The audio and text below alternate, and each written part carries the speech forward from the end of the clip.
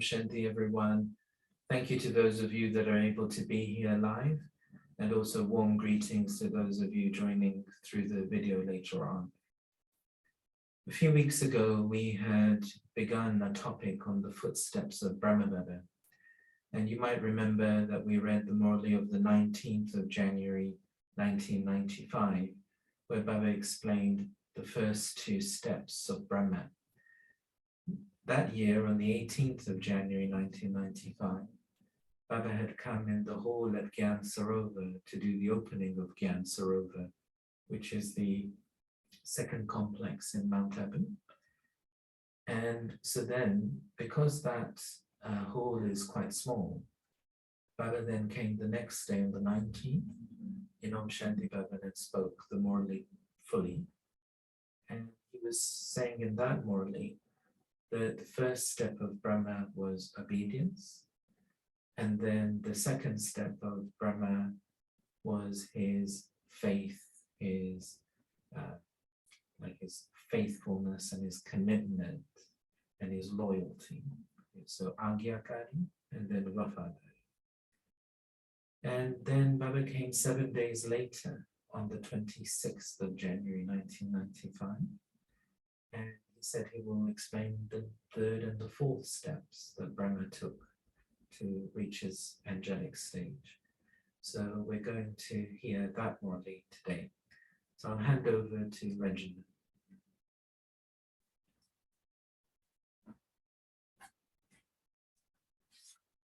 Om Shanti. Good morning to all. This is Avyakt Bhaktada, 26th January 1995. 26/01/95. Two more steps of Father Brahma, obedient in following all orders and being faithful. Oh yes, so I misrepresented the steps there. So the first step was obedience, and the second step was complete renunciation. Yes. So in this Murli, the third step is the one about completely faithful and following all the orders. So in Hindi, Agyakari, Sarvaswatyagi, Vafadari, and Farman Vardar.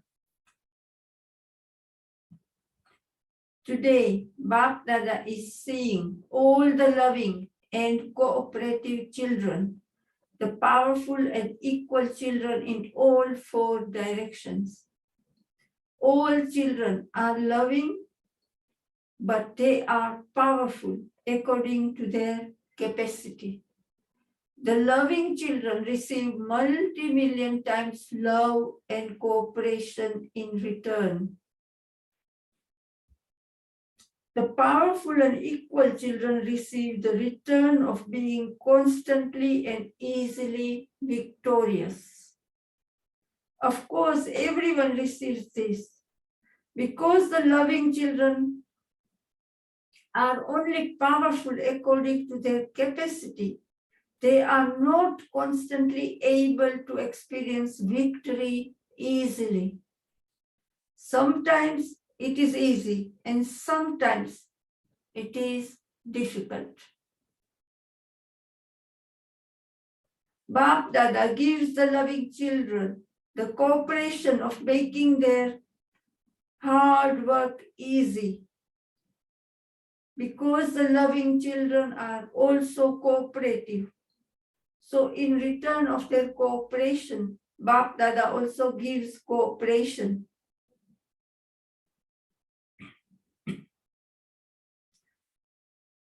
However, even when they receive cooperation, because their yoga is not accurate, they are not able to experience any attainment. Only through yoga can you experience cooperation, and because the powerful and equal children are constantly yoga-yukta, through experiencing cooperation, they are easily able to become victorious. However, Baba, of course, loves both types of children. All the children have love and the pure desire to be constantly victorious. But because of lacking power, they are not able to use all the powers at the same time of need.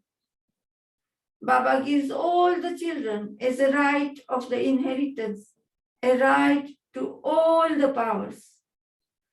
Bap Dada does not keep any difference in giving the rights. He makes everyone into those who have complete rights. Baba does not give everyone rights number-wise, but you become number-wise in receiving. Does Bap Dada give anything specially to anyone in particular? Does he give separate tuition to anyone? He does not. The study is the same for everyone. The sustenance received by everyone is the same. Is there any difference? Is it that the Pandavas receive different sustenance from the Shaktis? The study and sustenance received by everyone is the same. But there is so much difference in taking this and in its result. There is so much difference between the 8 jewels and the 16,108. Is there not? Why is there a difference in imbibing the study, the sustenance, and the blessings, and in using them practically? Some children do imbibe all of this, but they do not know how to use them at the right time. They will be overflowing intellectually, but there is a difference in putting them into action. Why did Father Brahma become number one? You were told 2 of his steps earlier. So last time we read, that was about obedience and total renunciation. And today, Baba is reminding us of that. The 3rd step, he constantly obeyed the orders of the Father, the teacher, and the Satguru. He said, "Yes, my Lord," to every order. You saw how he put the Father's orders to be full in the inheritance of all treasures and to make others the same into practice. He used all the treasures of knowledge, powers, virtues, the importance of the elevated time, and the treasure of elevated thoughts from the first day to the last day. Even on the last day, he used his time and thoughts for the children. He used all the treasures of knowledge, of the power of remembrance, and of being the embodiment of tolerance until the last day. You know this, do you not? He used all his treasures for this, did he not? This is known as being a number one child in following all the orders. He forgot about his body, but gave a demonstration by using it practically for service. Because the special order from the Father is to be constantly equal to the Father in remembrance and service. So from the beginning until the last moment, you saw both orders being followed practically. To follow the Father is the sign of love. So check that you have used all the treasures from the beginning until now for the self and for service. The Father's order is that you must not waste even one breath, one thought, or 1 second. So did you follow this order practically throughout the day? Or did you sometimes put it into practice and sometimes not? If you are obedient sometimes and not at other times, then in which list would you come? If Bap Dada were to make a list of those who are obedient, in which list would you be? Do you know this? You know yourselves, do you not? You are trustees, the masters of all the treasures. So without instructions from the Father, you cannot use even one thought for anything else. Or are you a child and a master? And so you use it however you want? It should not be like this. Do you think it does not matter whether I am a child or a master, and so I can do whatever I want? What does it matter to the Father? The Father has given it. And so why does he want an account of it now? However, you tell the Father every day, everything is yours. It is not mine. Do you say this? Or is it yours at some times and mine at other times? When it suits you, it is yours. And when it suits the Father, it is his. You do not become clever in this way, do you? You saw Father Brahma. He used his rest time for churning and kept it for the children. He even stayed awake at night and gave the power of yoga to the children. What we call sakash. So Baba used to give sakash, gave the power of yoga to the children. Have you heard about these activities? You have heard the story of Brahma, have you not?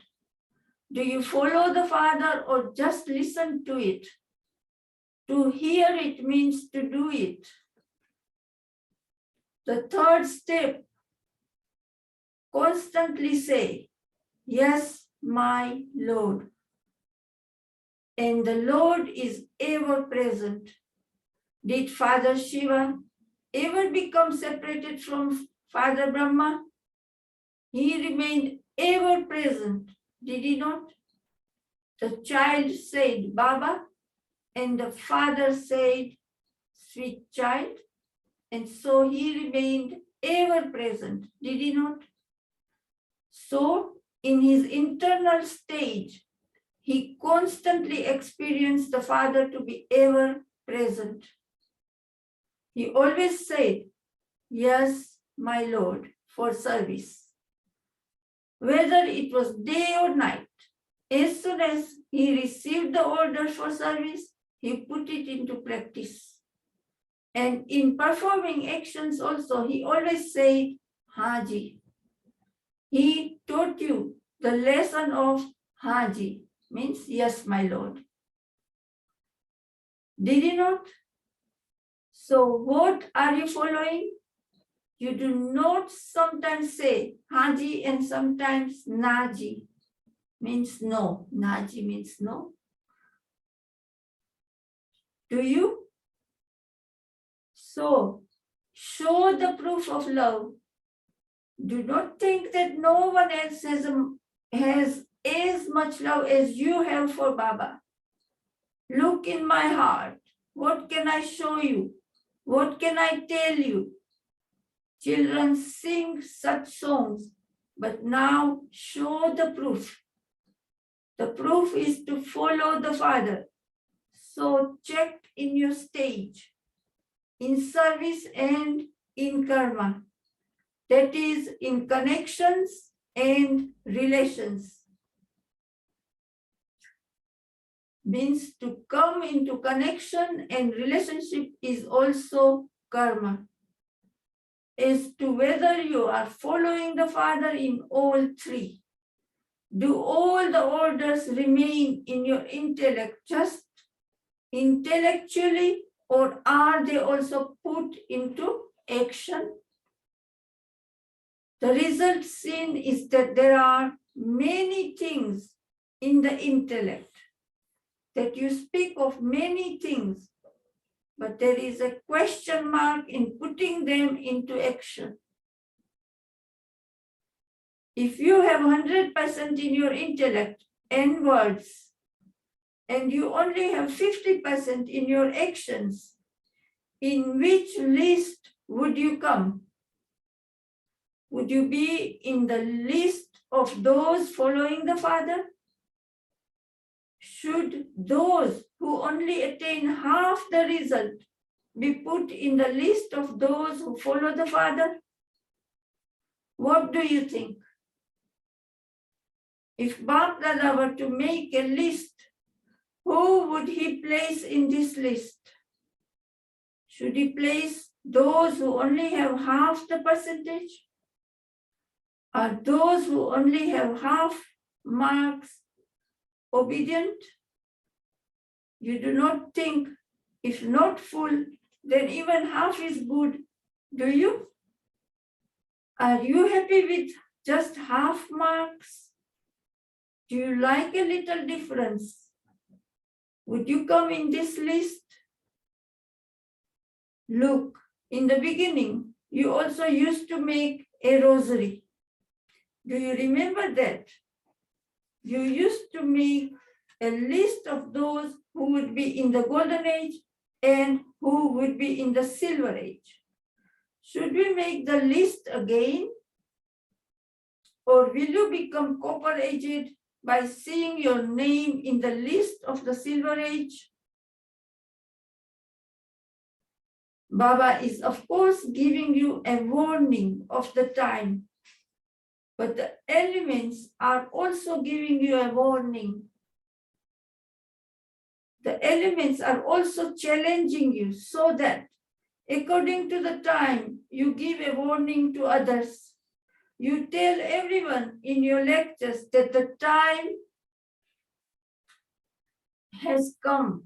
The time has now come. Do you tell this to yourself also, or do you only tell others this?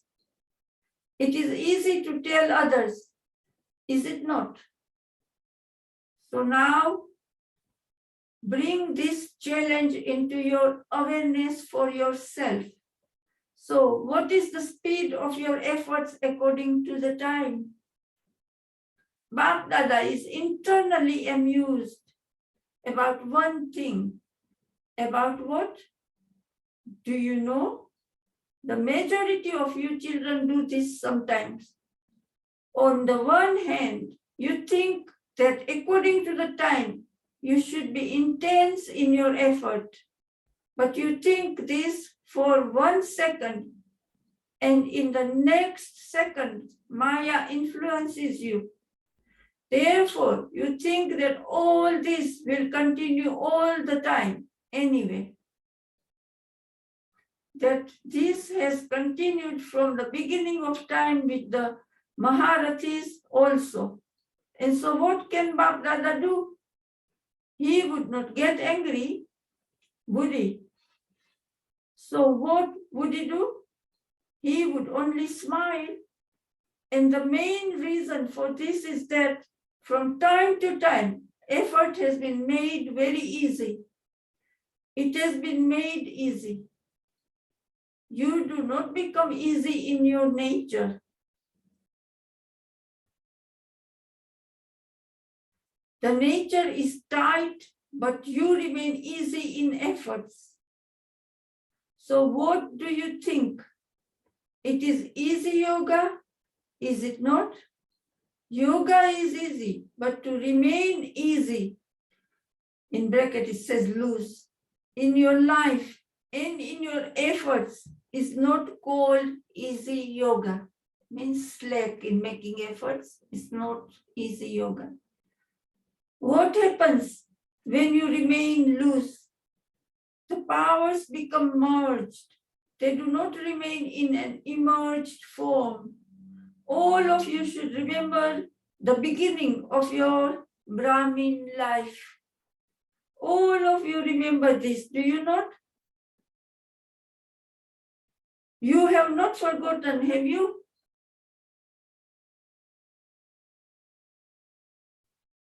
Do you remember what your effort was like then? Were you loose in your effort, or were you able to pay attention to making effort? It was with attention and with zeal and enthusiasm. And what is it now? You have now received the Dunlop pillows and bedding of carelessness. You have received very good pillows and bedding.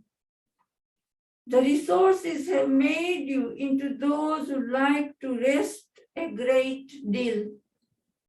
So check yourself against your efforts, your service, and your zeal and enthusiasm of the beginning. Do you remember? What were they like? Were you those who loved rest and comfort? And someone said no. But you are this a little now. The resources are for service. They are not for making you into those who love rest and comfort. So now let go of the Dunlop pillows and bedding. Become the kings and queens of the floor. In Hindi, it says Patrani. So Baba says, don't ask for too much comfortable things. Even if you sleep on a bed, your stage should be that of a king of the floor. Bap Dada is not asking you to get rid of the beds and just have the floor. You do that in Madhuban. Look, in the beginning, they did not have the facilities, but their spiritual endeavor was so elevated. It was the spiritual endeavor of the beginning that brought about this expansion. So do not hide the seed of spiritual endeavor amidst the expansion. When expansion takes place, the seed is hidden. And so the spiritual endeavor is the seed, and the facilities are the expansion. So do not let the seed of spiritual endeavor be hidden. Now reveal the seed once again. Bap Dada gave you a task to carry out this season, but you have not done it. Do you remember what task you were given? Or is it in your books? You were given the task of developing an attitude of unlimited disinterest, discussing this with yourself and also with others, and revealing the seed of spiritual endeavor practically. So did you do this? Or did you just have a debate and after one day you thought that that was enough? You just had a workshop. It was not put to use, but it was a workshop. So according to the present time, now create an attitude of unlimited disinterest for your service and the timetable of your center. At present, it has become a timetable of great comfort. What do you teachers think? Has the timetable been mixed with the rest and comfort? This carelessness makes you give excuses, even in the little illnesses of the body. Even before, when you used to have an illness, the enthusiasm for service made the illness become merged. when you are doing service that you love, do you remember your illness at that time? If the sister in charge tells you that your health is not okay and that you should let someone else do it, would you allow that? At that time, where does your flu and fever go? And what happens when you have to do service that you don't like? You will have a stomach ache or a headache. If you had fever, your teacher would tell you to use the thermometer. But for a headache or a stomach ache, there is no thermometer. It would be your mood that is not right. And yet you would say that you had a stomachache. These are excuses of carelessness. The attitude of unlimited disinterest has become merged and giving excuses has emerged. So, Bap Dada was seeing that all the children reached Madhuban with a lot of love for the 18th January and also for this second turn. So, you have shown your love, and so congratulations for that. And so, in brackets says, everyone clapped. You have applauded this, which is very good. Bap Dada is also happy to see the happiness of the children. But what do you have to do for the future? To show the proof of love, do you simply have to reach Madhuban or do you have to reach the subtle region? What do you have to do? Congratulations for having reached Madhuban, but when will you become an angel and reach the subtle region? Whilst you are walking and moving around, everyone should only see you as angels. Your words, activity, your way of living should all become like those of angels. To be an angel means to be double light. So do not become light, loose, means slack in your timetable, but be light in your connections, relations, and in your stage. So, do you know how to become light, or does a burden pull you? So, Bap Dada wants to see the proof of love. And when you give the proof of love, will you not need to clap? But Maya and the elements will all clap. Maya will also clap. Wah, victorious soul, wah. The elements will also clap. So now bring about some transformation. Today is the last Mela of this season, means meeting of Bap Dada. It was the last day of the meeting with Bap Dada in 1995. The season of the foreigners is separate. But according to the Indian program, this is the last turn. Oh, so that was in 1999. Oh, yeah, of course, this was only January. So, but before you say now too many, so then, everybody was allowed. Otherwise, nobody was allowed to go to Madhuban before January, but then in December, they had to allow some double foreigners because some of them had jobs as teachers and students have, pupils have holidays in foreign lands during Christmas time. So that's why only few of them were allowed because of their jobs and schools. And that's why Baba is saying that this was the last for Indian program. This is the last turn. The question of the Mela is something different that is being kept as a bonus. However, Bap Dada saw that throughout the season, you had very good meetings, entertainment, and celebrations of happiness. But what is the proof of that?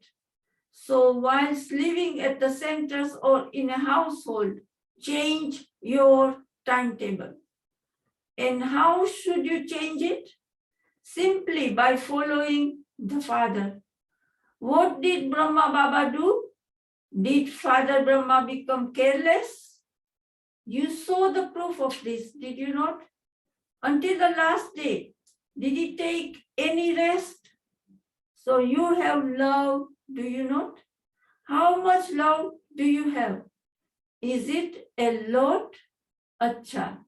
And how much proof have you given? You did not say a lot for this. Now, together with having love, make yourself powerful. Now, be the form of power in terms of transformation of the self. Do not be careless in thinking that you are an easy yogi.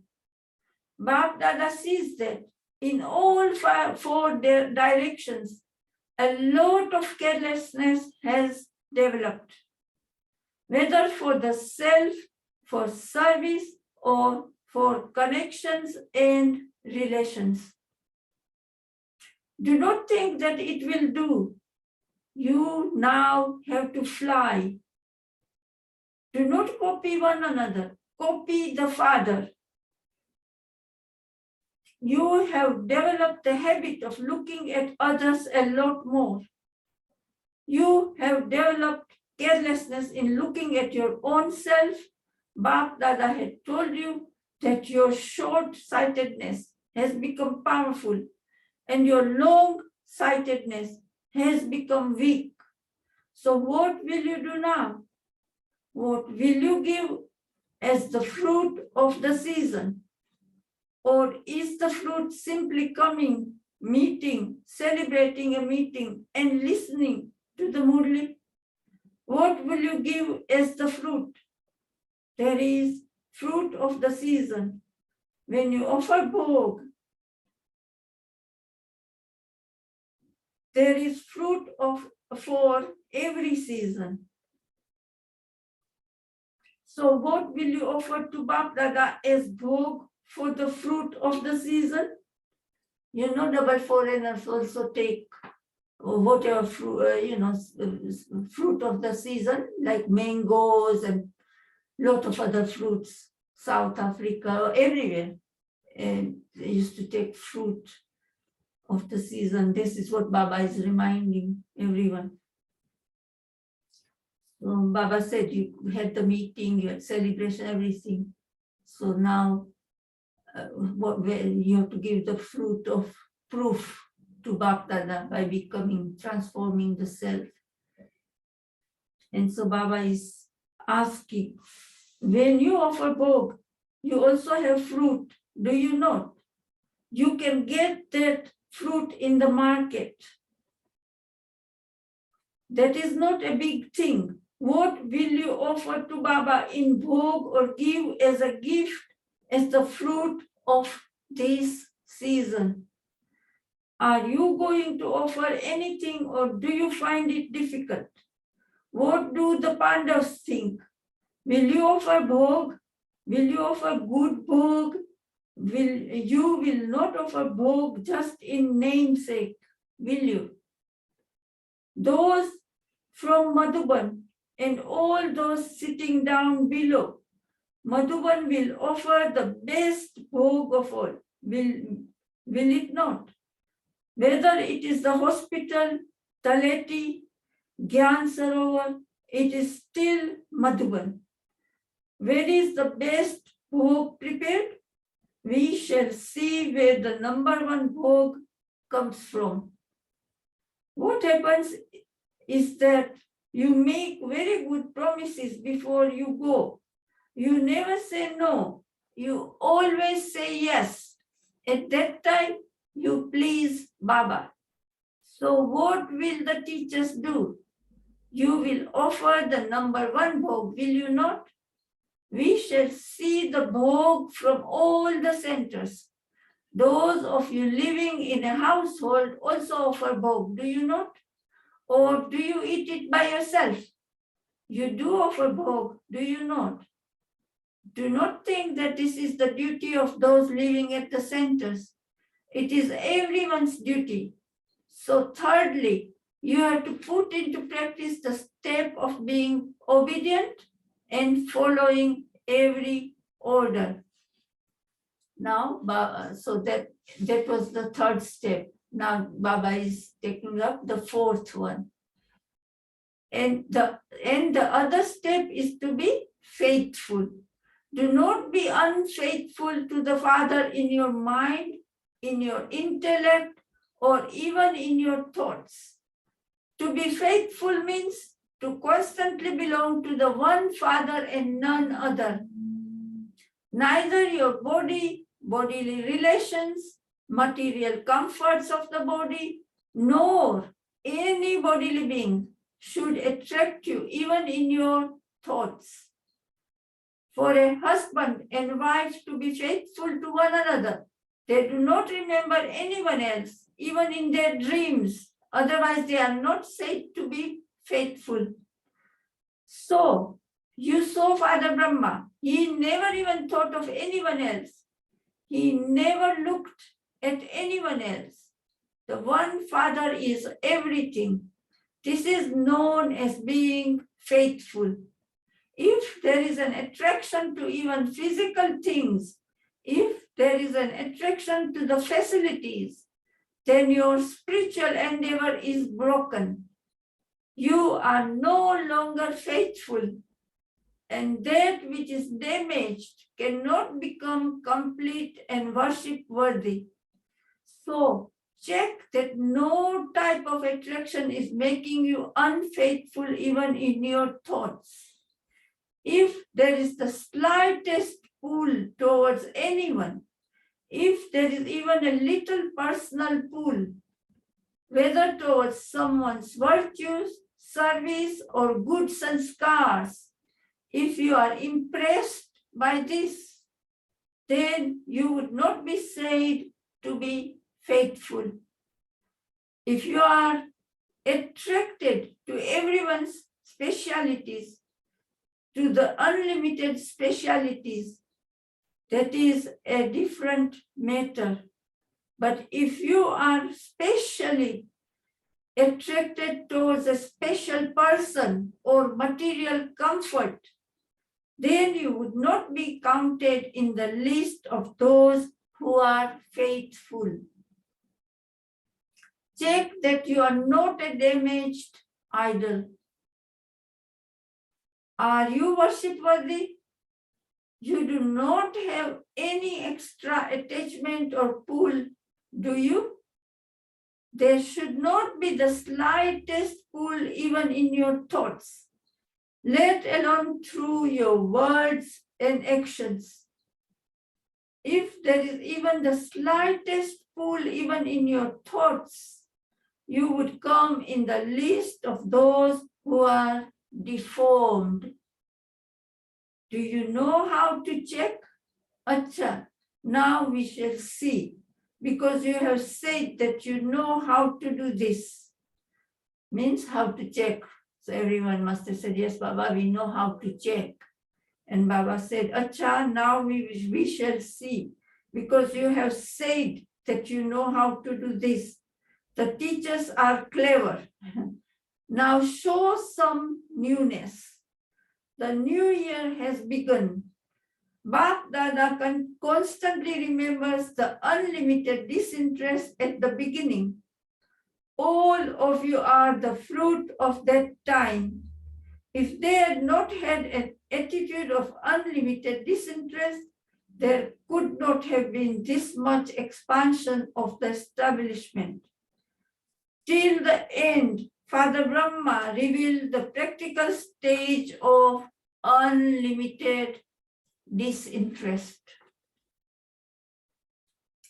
Even whilst in his old age and settling the accounts of the body, he did not accept the facilities.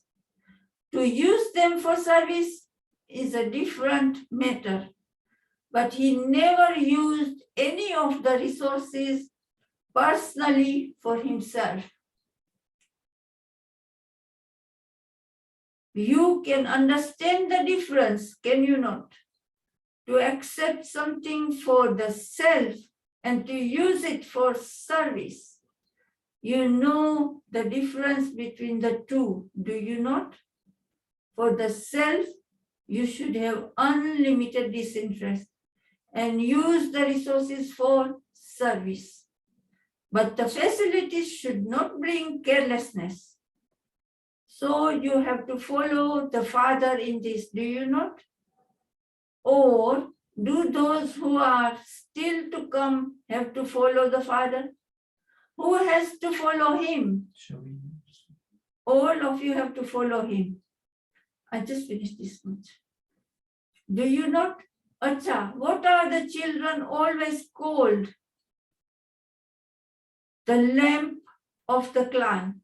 So you are the lights of the Brahmin family, are you not? All of you are the lights, are you not?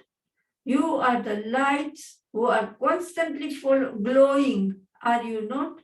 You are the lights of the family who ignite the light of Bap Dada's elevated hopes. Are you like this? Okay, then we continue because Baba is talking to the teachers. So It's quite a lot. we heard the third and fourth steps of Brahma. You'll notice that in the Sakar Murlis that we hear Monday to Saturday, we tend to hear Baba put Lakshmi and Narayan as our role model. Keep those deities in front of you, become like them. And actually when we've got these Avyakt Murlis, you'll notice there's a change. And we have Shiv Baba putting Brahma as our role model, because once Brahma had become an angel, Shiv Baba was able to say, well, this is how he did it. And so we're very fortunate to gain these insights from Shiv Baba into Brahma Baba's efforts and qualities. And so Baba began framing this Murli by observing two sets of Brahmin children, the loving and cooperative, and the powerful and equal. And so what Baba was suggesting to us is that that loving and cooperative nature we have, he appreciates. But are we stopping ourselves from becoming powerful and equal because we're comfortable? We're in our comfort zones. Because we're careless. Before the recording, we were having a little chit chat on different challenges that might come to Brahmins. And sometimes having an easy life just makes us comfortable. And actually having the struggles, they actually bring out the best in us. They help us to remember Baba more. So Baba was saying his observation is that we're a bit comfortable. And so this is causing carelessness, and we have to be cautious on that. But with Brahma Baba, he wasn't careless. And so his obedience was that he didn't waste even a single thought and breath. He was able to keep attention, to have that constant yoga. And he was keeping his attention to use his time for service as best as he could. And so Baba is asking us to look at ourselves there. And then Baba was asking us to look at our level of faithfulness. And the most intensive relationship that we can have with Shiv Baba is as the bridegroom and groom, where there has to be complete faith, because any type of attraction anywhere else, then your marriage is in trouble, right? So Baba is saying that, are you ready to marry Shiv Baba? Have you got that much courage? Because in that relationship, Shiv Baba requires your complete, undivided attention. And so it does take that strength and that commitment to fulfill that relationship. Baba is saying that Brahma Baba had this, and Brahma Baba, from the first day to the last day, just stayed with Shiv Baba. And then Shiv Baba is with him, and then because Brahma Baba was obedient from the first day to the last day, Baba was always present for him, ready to cooperate with him. So we gained a lot of insight there. And I wonder if anyone with us here would like to ask anything or say anything.